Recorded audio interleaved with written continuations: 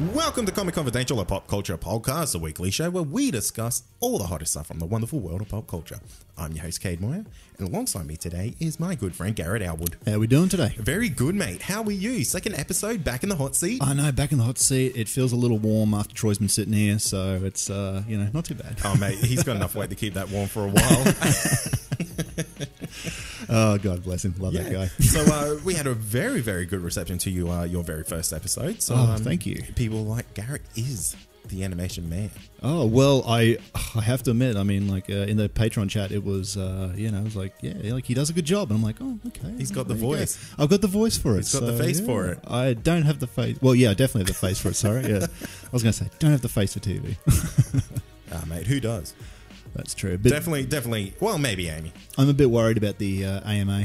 So, yeah, your AMA is coming I'm up last. soon. I'm last, man. Well, you know what? You're last to the, the group as well. Oh, of course. I'm fine with that. Completely fine with that. What's some questions that you don't want to hear? Because I don't think we've actually spoken about this on the show, on the main show. But oh man, each one of the hosts from the CC Radio group are doing a little AMA. So I did the first one. Yep. Troy's done the second one. Yep. Wayne from over at the Countdown did the third one. And right. Yep. at this time of recording, Amy will be doing hers tonight. Mm-hmm. So that's exciting. Yeah, no, it should be good.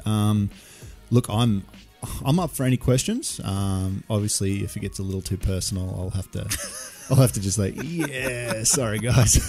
Look, the questions haven't gone too crazy so far, but Thank God. it's pretty good. But you're an old Reddit user, aren't you? No.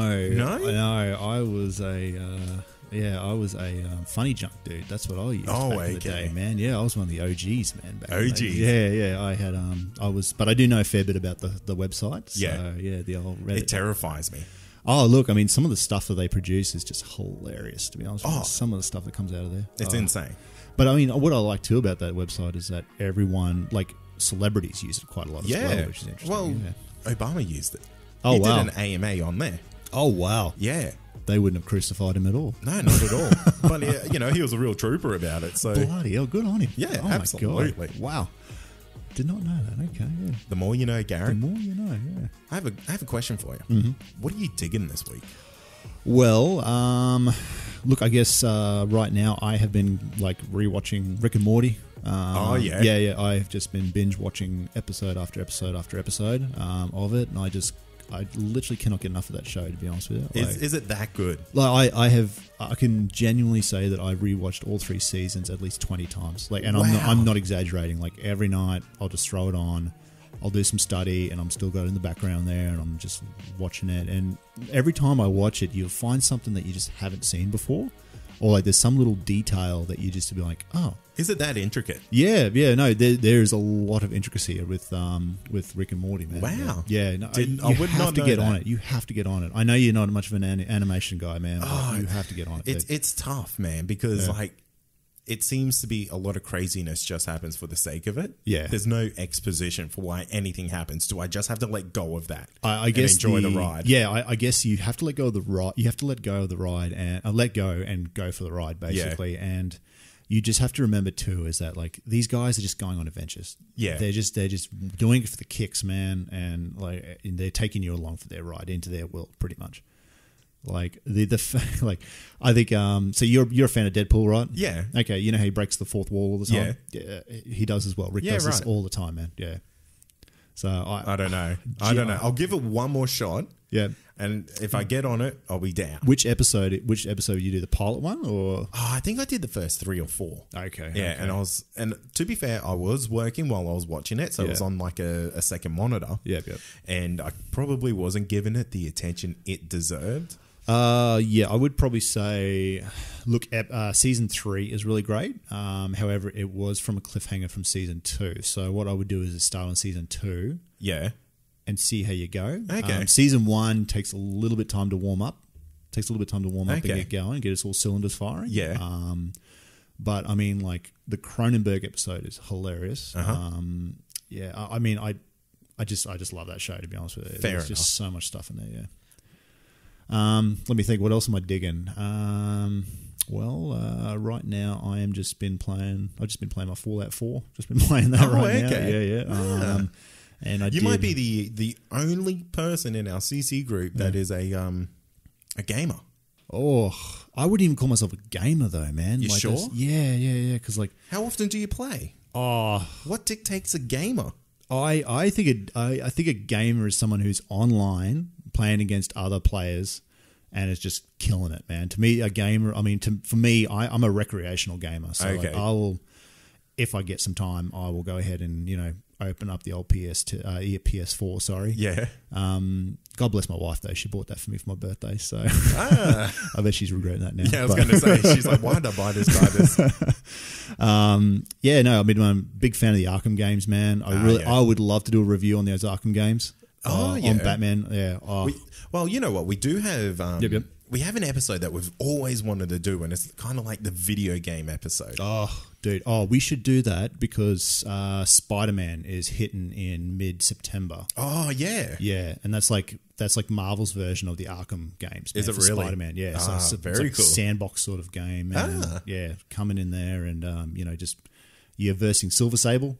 Are you? Yeah, and like basically Spider-Man's Rogue Gallery, basically. Very cool. Yeah, looks really awesome. It's probably worth just buying a PS4 just for that game. Oh, for sure, man. Or you can just buy the game and then come play it at my house if you want. Yeah. I'll do that. Any excuse.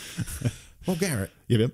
I'm digging Orange is the New Black. Oh man, don't get me started on this, dude. Why is that? Oh, I love it. It's so good. Absolutely love it. This has to be the best season ever. Yeah. Oh no, actually, I liked the Riot season. To be honest, you? Yeah, I did. It brought a different perspective on how like the prison, how a prison riot would happen. Like, yeah. But what are you liking so much about this season? This season it kind of pushes all these characters to new extremes. So they've got new challenges, they're in new environments, there's and there's new, I guess, baddies, which is proving to be very exciting. I guess the one issue I have with that though is that you've got like all these new characters to learn, and yet they spent so much time backfilling with the other ones in last season. Yeah, and you're like, oh, so I'm gonna have to like you bring in a new characters. You're like, oh, great, now this one's got this backstory. This one's got. Although I have to admit the backstory is a bit more interesting. Yeah, with these guys. Definitely. Yeah, I'm. You wait till you have a kid though, okay? Because you won't get through the episodes nowhere near as quickly as what you are now. Very good. Or I'm on episode 5, I think, or 6 right now of Orange is the New Black, and yeah, it's just just trying to get through all, man. It's been something else. That's tough. What else you been into, mate? I've been into this week's movie review. Back to the Future. Oh yeah. So let's get into this bad boy.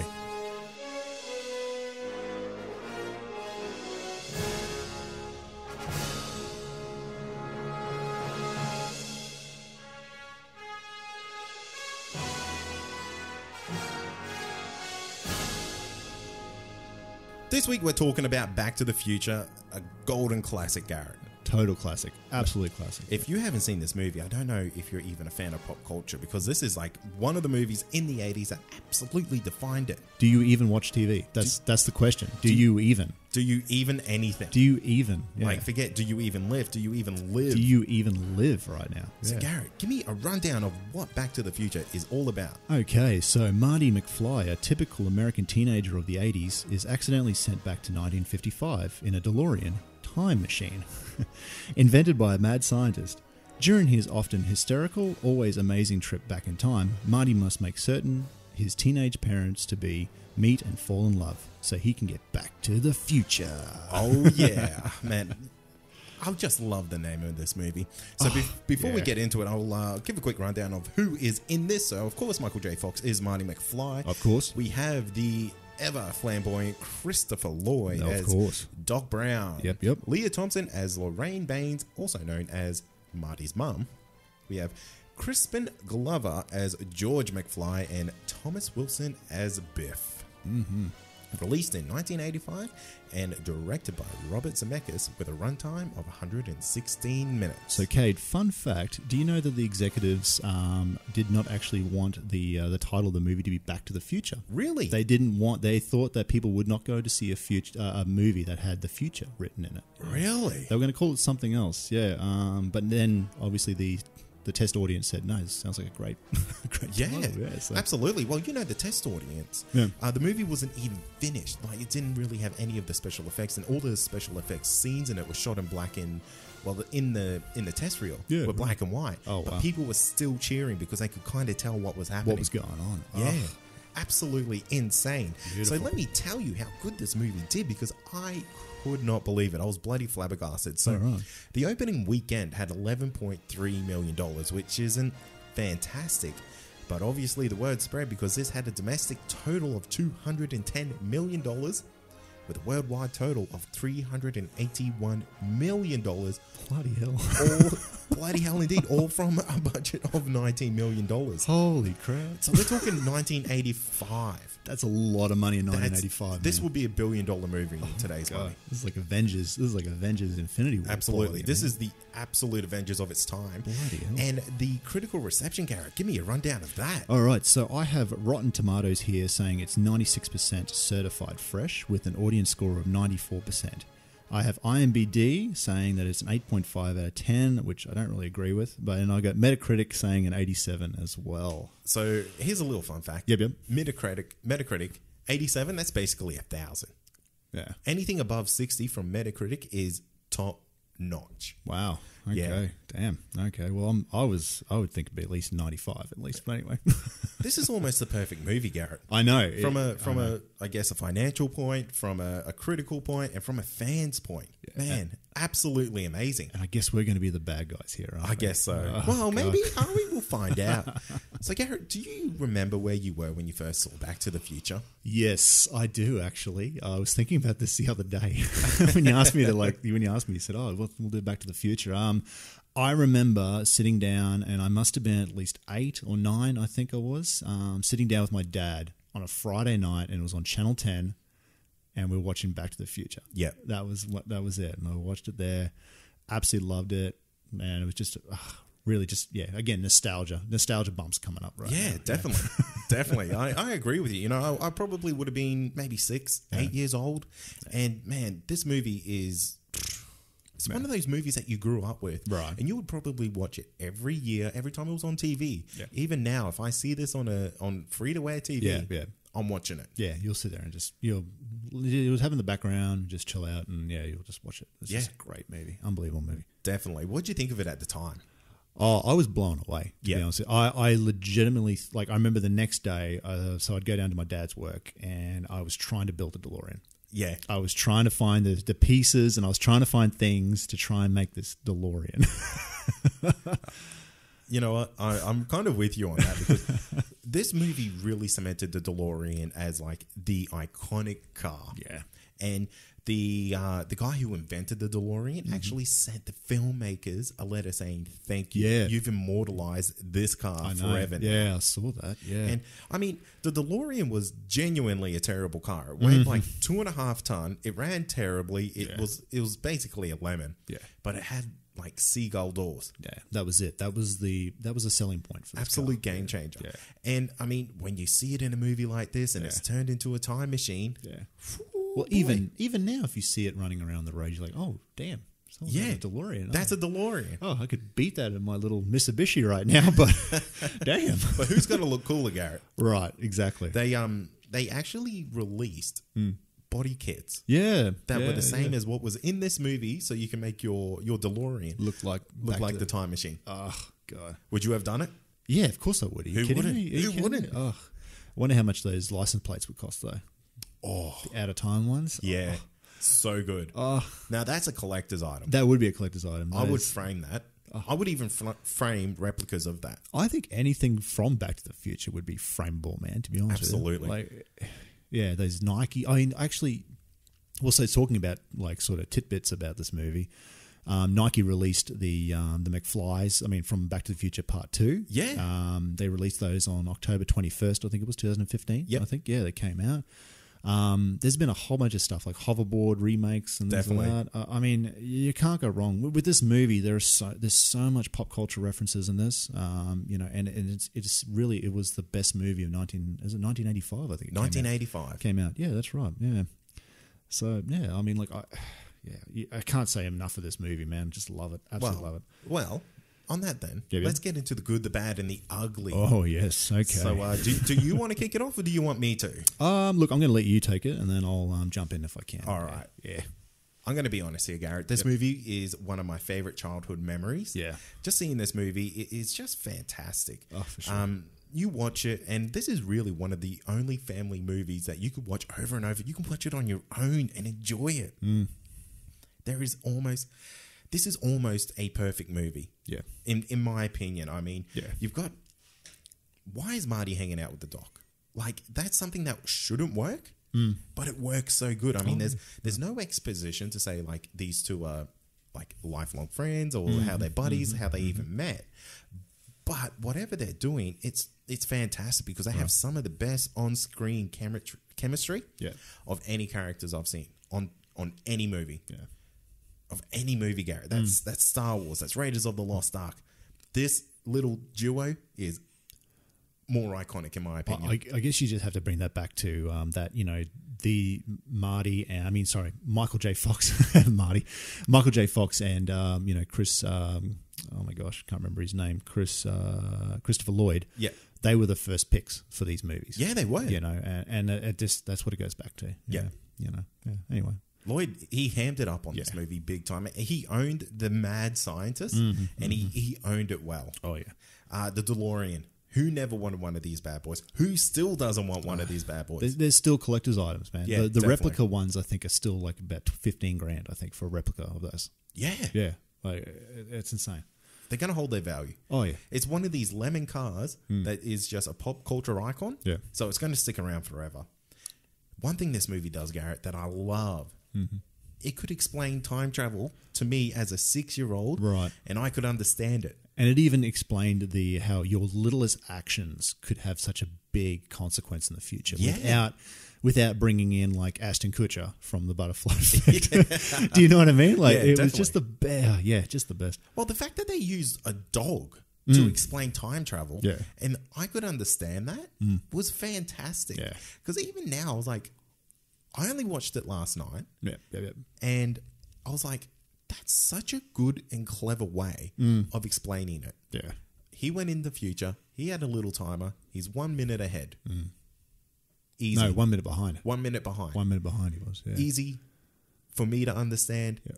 Easy for anyone to understand. Yeah. I think it was interesting too. I saw a little bit of trivia for that. With him, with Einstein going in the car. Yeah. It actually was a minute and I think it was 21 seconds in the actual movie that he was gone for. Yeah. So it was actually like a real in that time. Yeah. That's good. I thought that was That's so good attention to detail. Yeah, it was so good. Hell yeah. What do you like about it? Well, I mean, again, like you've brought up quite a few points that I already had, like was that time travel was explained really well in this. Like he is, apart from the flux capacitor, obviously. Which we don't really get explained to us. Right. I guess that's kind of like just fill in the gaps because it doesn't need to be explained. You just like, he needs that flux capacitor in order to get back home. Yeah. Yeah, I mean, like, I honestly, this part was made for Michael J. Fox. Yeah. This one, I mean, like, there was just so many. He brought such a good dynamic to the role. He understood what it was like because obviously he had been a skateboarder in the past as well. Yep. He brought like a real what's the word I'm looking for? He brought a real sort of like dynamic to the role that he was very charismatic. Exactly. Yeah. Sorry. Yeah, that's what I was looking for. I mean, like I would have almost so much nostalgia from watching this movie. And it asked this movie asked the big question: what would it be like if I went back in time and befriended my parents? That's a big question. What? It is a big question. I mean, have you never thought of that? Like what your parents were like when they were your age? No. Well, no? Like, I've thought of it, but I never thought I'd hang out with my parents.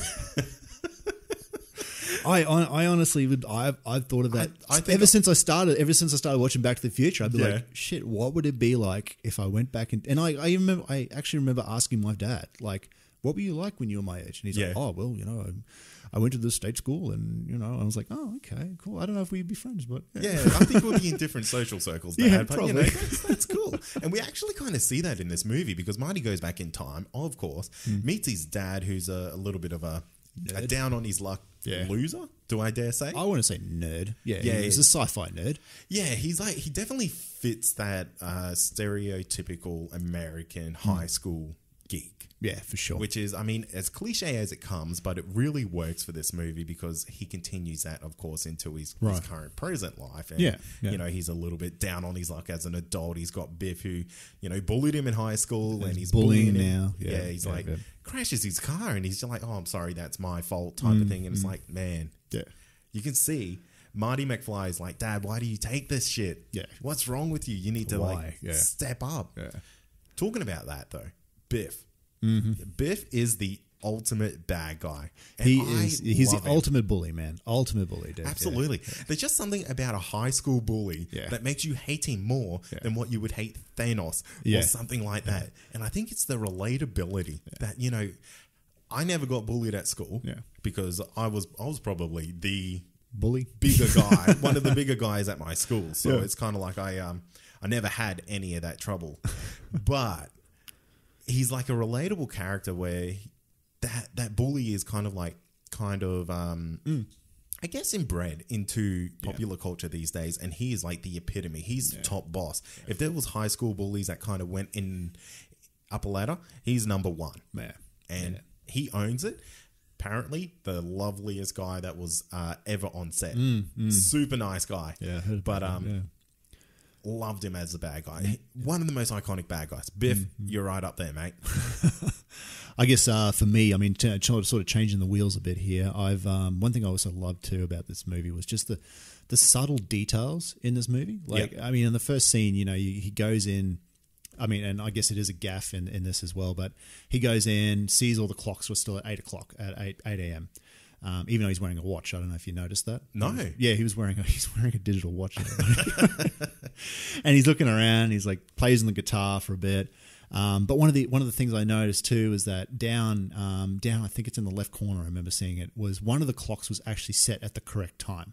Oh, okay. Yeah, and yet all the other ones were at 8 a.m. Yeah. And it just like. The soundtrack, man. I mean, like, you got The Power of Love. Like, I mean, The Power of Love was played like 18 times in this movie. I swear. I love that. I love that song, man. Like, it is. I feel like that is that and Toto. Africa. Oh yeah. Those two songs are like the anthem of the 80s. Oh, for sure. Yeah, definitely. I love those songs. Love those songs there. Another interesting tidbit that I actually saw, which I thought I'd like to bring up, is that this movie was selected by the Library of Congress for preservation in National Film Registry. Yes, I did hear that. Yeah. And the University of Southern California's Film School classes it as a perfect screenplay. I would give it that. Yeah. But you know what? It did have to go through about 20 rewrites of the script. I saw that. Before it got greenlit. Oh, what... Well, I'm not saying it's a bad thing because this movie has probably got one of the most perfect written movies of all time. Probably one of my highest rated movies ever, man. Yeah, definitely. It took a rewatch of this to realize how much I really love this movie. Yeah. And really? Oh, definitely. Because for me, it was always Back to the Future 2. That was the one that was the good one. Oh, yeah. That one, that's the one that had the hoverboards. That's the one that had, everything happening to Marty. Yeah.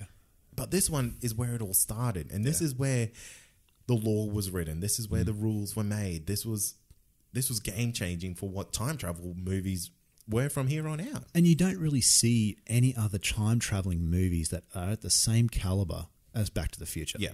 You have this movie and then you have the butterfly effect. What are you going to pick? Is that it? Well, no, there's actually quite a few. Oh, there is. You got the Time Traveler's Wife. Yeah, H.G. Wells' Time Traveler as well. Yeah, I think, or something like that. There's quite a few out there, but I mean, they all pale in comparison to what Back to the Future achieved. Yeah, the fact that it could teach a whole family about time travel in a way that wasn't stupid, wasn't overly scientific, and was simple enough that I could get it is fantastic. Yeah. completely. I mean, like the use of the photos, the use of like the like even the mall. I mean, the mall sign. Yeah. It goes from twin bind to lone bind. Definitely. And like simple exposition, like your brother's starting to disappear, your sister's starting to disappear, you're starting to disappear. You need to fix this timeline before things go wrong. And that's one of the things I want to bring up. There's a really good little segue there, Garrett, is the way this movie handles tension.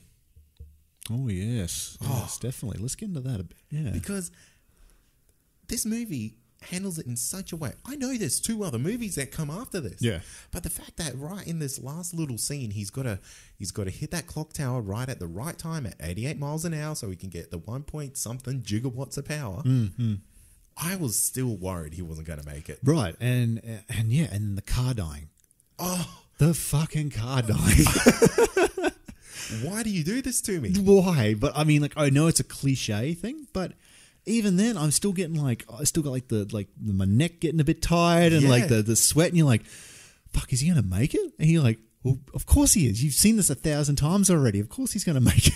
But that's just really good storytelling. The fact that it can kind of fall into those little cliches, but still make you go, oh my God, he's not gonna get there in time. Yeah, it's like, oh, and you know what? Doc Brown, he's a pretty scientific guy. Yeah. He would have had that time spot on. Yeah. He would have missed that lightning bolt if that car died. Oh. Let's be real here. I mean, I don't think the doc would have allowed 30 seconds of... I don't think he would have... Oh, gosh. Because he would have had to take into account, like, the wind. He would have had to take in, like, the slipperiness of the road. He would have had to take in, like... Oh, how the weather... Variables. There's so many variables there.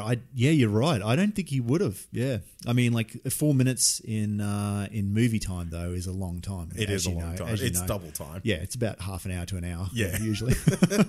And the fact that, he missed that by that much, I was like, in real life, mate, you've missed that. Well, also you're stuck in 1955. You're erased. Well, also I was going to say him taking the lightning bolt as well. Like, I mean, the guy wasn't earthed at all. He was like literally hanging. He would be fried. He was up, holding both of them together, pulling them together, and then he just gets thrown off, and yet somehow it still connects it. Yeah.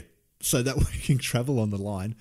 Oh man, but I mean, who cares? Like with this sort of stuff, exactly. Like, you just don't care. You're like, you just love this movie. There was another thing I thought was hilarious too, and I love is that the DeLorean, and obviously I know now because the DeLorean's like 2.5 tons now. I realize, but it crashed into the cinema with no damage. Yeah, you're like, oh, it is probably a pretty indestructible little thing. Yeah, it would be, and I guess you need that. You need that to be traveling through time and space. I guess, yeah. Yeah, what else did you love about this movie? I loved Biff so much in this movie. Yeah. I mean, they set him up to be the worst person in the world almost instantly. Well, homicidal as well, man. Yeah, absolutely. Yeah. And he's kind of like not really reprimanded for anything that he does because he's that feared by the community, and he's a high school kid. Right. Like, ultimately, if you think of it, he's just a high school kid. This guy looks like he's 30 years old, which... I usually hate, but I love it in this because Marty was, Michael J. Fox was only 25 or 24 years old in this movie. Mm-hmm. So he kind of always fit the role of that older teenager, still a little bit too old, but I mean, it's iconic. He owned this movie. Yeah. But Biff absolutely owned it. Don't know if you knew this, but one of his little cronies was Billy Zane. Yeah, I heard about this a little while ago. Yeah, I mean, and I tried looking for it when I missed it as well. I was like, I don't know which one it was. I have to go get like some screen grabs. Was he the dude that had the 3D glasses on? Maybe. I'm not too sure, but I mean, like, yeah, it was just...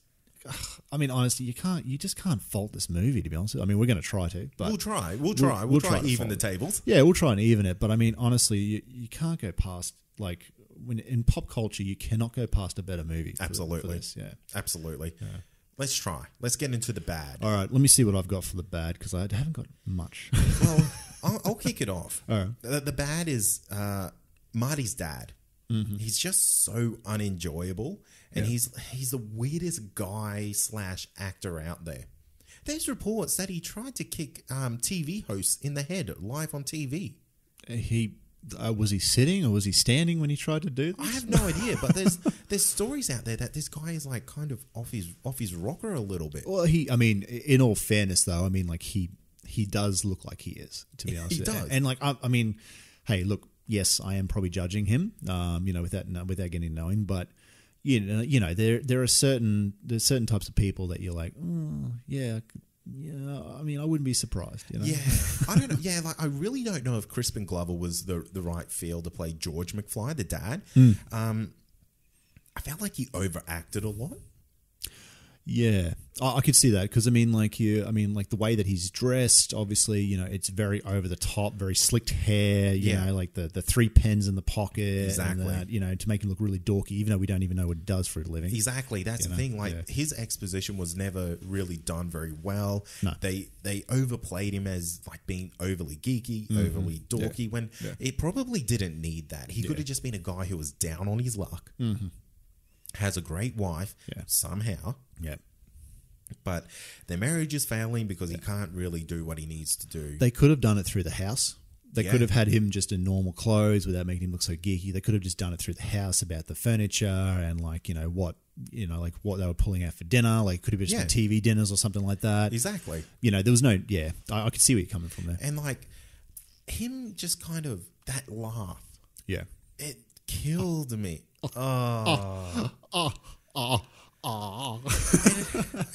He was like, he wasn't that good of a fit for this movie. No. In the sense that he was so nervous that he had to like ad-lib his lines. I did not know that. So there's lines in this movie where he's just moving his mouth saying lines because he was too nervous to actually make any noise that he had to go back into a studio and re-record those lines to dub over.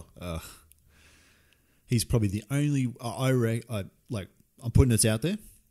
If they didn't have him and they had someone else, this probably would be at like probably 100% or 98% at least. Yeah, definitely. Yeah. Because I mean, the whole movie is about him. I guess Marty getting his parents back together. Yeah, and he just felt like he was too out of reach. Right. In my opinion. No. I mean, but I will say he plays that creepy sort of stalker very well. Yeah, absolutely. Hiding in the bushes, taking pictures. Got the goggles on. Not the goggles, the binoculars. Yeah, sitting there and looking at the girls getting changed. I guess for me, I guess I had a few things I was like, well, okay. One was like, Doc Brown's history. Yeah, we don't know much. All we got was one. And I guess, this is from an 80s film, though. So there isn't really much exposition in these, but all we have is that, the fortune for his, family is gone. Yeah. Why, what is, why is he gone bankrupt? Like, why is this all happening, I guess the other thing, too, I didn't like was that Doc Brown broke his only rule of time traveling in this first one here. Like, he said, it's got something to do with my future. I'm not going to rip the letter up. And then I was like, keeps it. Yeah, he keeps it, sticks it back together, and it's like, I'm going to die here. Okay, all right, well, I guess I better do something about it, And I guess he said he would, under any circumstances, not do that, even if he had to die, because he knew that the consequences would be greater than him. Yet he decides that he's going to break that one rule. I guess, the other thing I also saw too was that he was Marty. It was like the DeLorean broke down again. Yeah. Like that car. And look, don't get me wrong. Like we said it was a good thing. However, it is a bad thing on the same thing because it is a, ex machina, so to speak. Absolutely. Yeah. But he outruns a V-dub across town and gets there in like 10 minutes, To be fair, he could have known a couple of shortcuts where these are terrorists from another country who are, they probably remember back in this day, Garrett, there was no GPS. There was no Google Maps. There was no Google Maps, mates. There was no Apple Maps. So, they would have been sitting probably at the corner of each thing, tracing out the map going, okay, we have to turn right here, go there. They were very gimmicky. Yeah. Very, yeah. Which I never felt like there was a real danger from them. And I mean, they're only a little plot device, so Marty gets into the DeLorean and floors it. Of course. But even then, I was kind of like, okay. Yeah. I'm not on board with it too much. And it could have been anything else. They could have been held up. It could have been something, I guess, a little bit more threatening. I know it's only there for him, that it's a plot device, but it just felt like it was too cartoony for what this movie was. Right, and the fact that they found him at 1:30 in the morning at a shopping centre? Yeah. Right.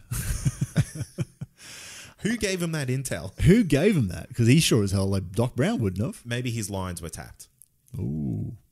That's the only way. Oh, yeah. Okay. Yeah, I could. Oh, okay. Oh, yeah. Yeah, that's fair enough. Yeah.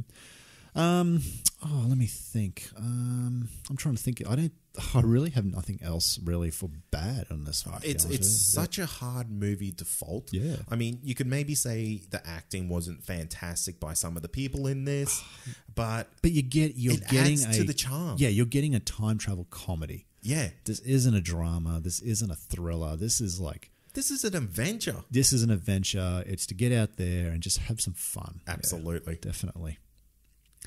What's your ugly truth? What's your thoughts overall of this movie, Garrett? My overall thoughts is that I absolutely love this movie. Yep.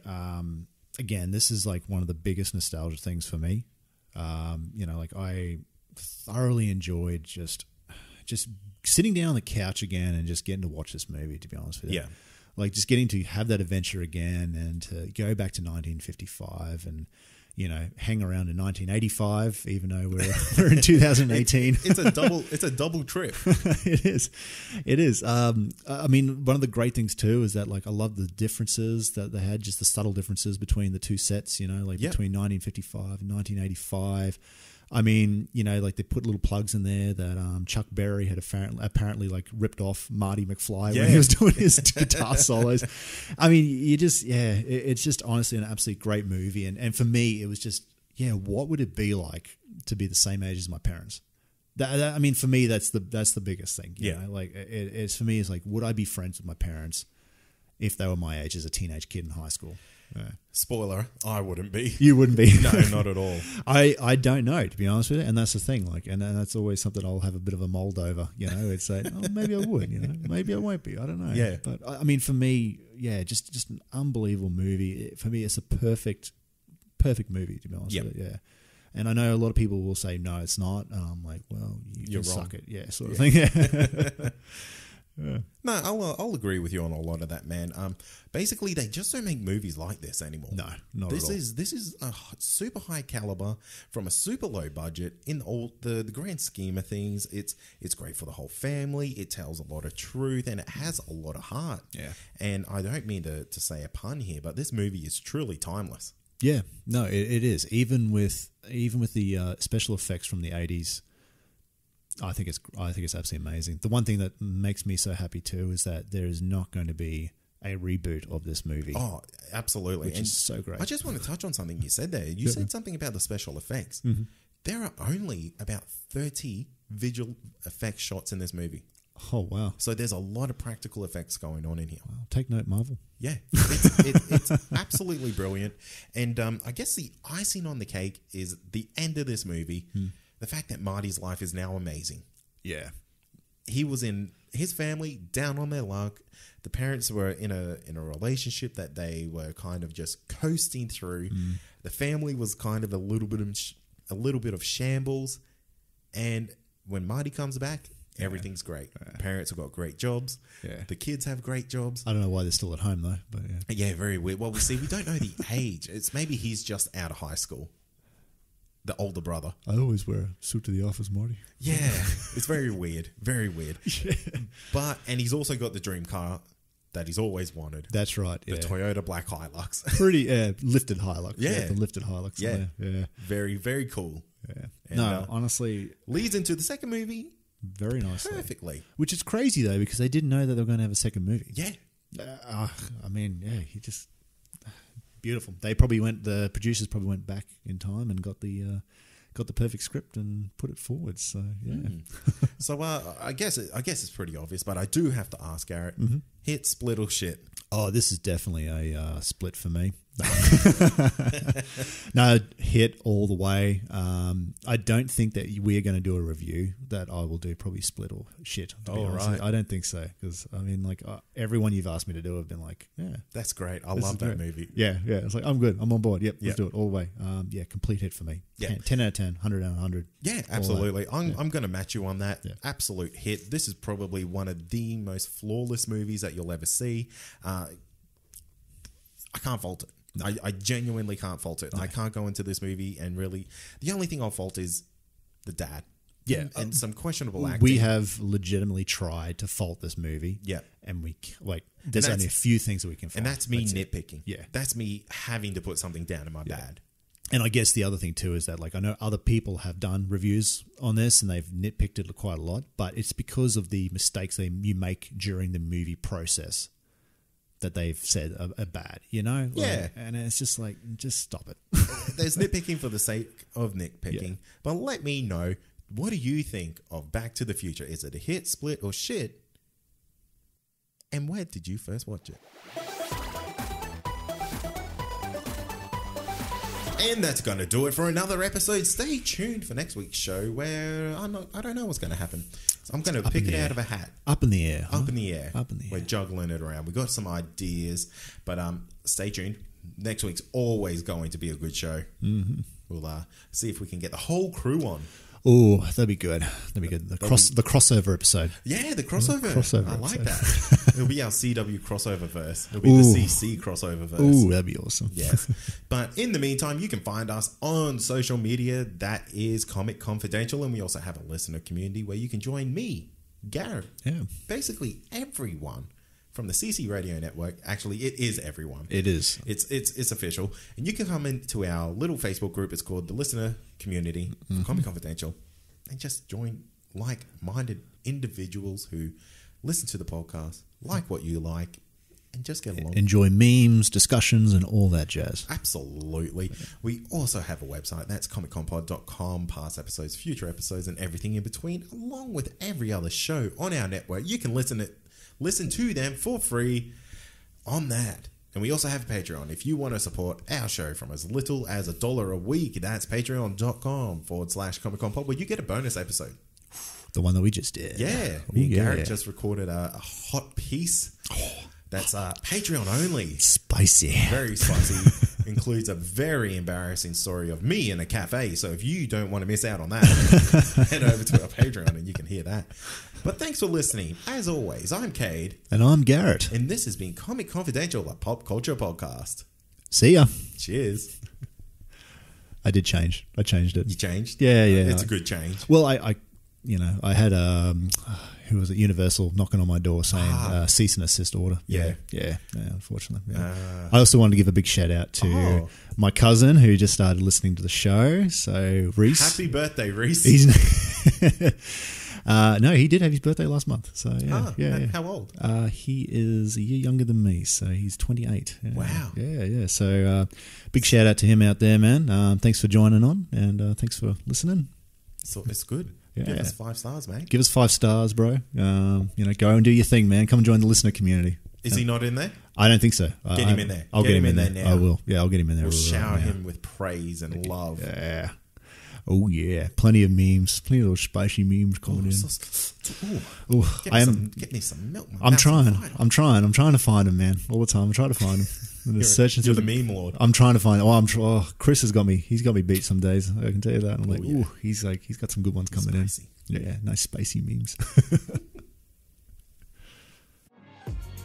If you love this podcast, then head over to comicconpod.com to check out the other incredible shows on our network. Whether you love comedy, pop culture, or movie and TV reviews, CC Radio has got you covered.